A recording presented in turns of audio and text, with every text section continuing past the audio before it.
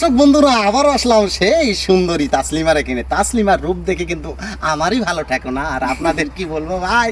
তবে বেশি বেশি করে কমেন্ট করে জানাবেন তাসলিমাকে পাওয়ার জন্য। তবে আজকে কি গান শোনাবা?